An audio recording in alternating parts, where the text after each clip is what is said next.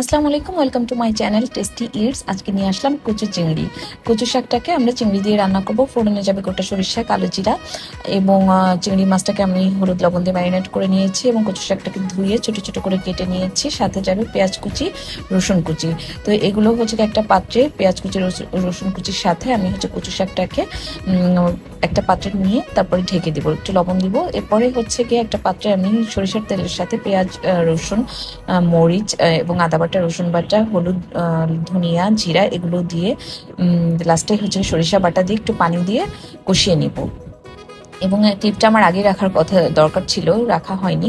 তো এর লাস্টের দিকে আমি হচ্ছে কি একটু নারকেলের দুধ দিচ্ছি। নারকেল বাটা দিলে ভালো হয়, যারা পারবেন তারা নারকেল বাটা দেবেন অবশ্যই। খুবই টেস্টি একটা খাবার। ফোড়নে তো দিয়েছি গোটা সরিষা আর কালিজিরা এবং এখন ভালো মতো কষিয়ে নিয়ে পানিটা যখন একটু টেনে আসবে তখন হচ্ছে কি সেদ্ধ কচু শাকটা দিয়ে আমরা ভালো মতো নেড়ে চেড়ে নিব। এবং এইটা আমরা হচ্ছে কি একদম গা মাখা হওয়া পর্যন্ত, মানে শুকনা শুকনা হওয়া পর্যন্ত আমরা নাড়াচাড়া করে তারপরে হচ্ছে কি নামিয়ে নিব।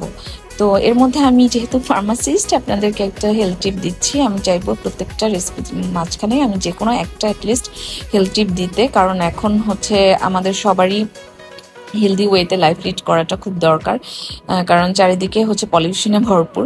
যাই হোক, আমি হচ্ছে বলছি কচু শাকে সাধারণত আমরা লেবু খাই, সবাই জানি, কিন্তু যে কোনো শাকে আপনারা লেবু খাবেন, কারণ লেবুটা হচ্ছে শাকের মধ্যে যে আয়রন থাকে ওইটার অ্যাবজর্পশনে লেবুর সাইট্রিক অ্যাসিডটা হেল্প করে।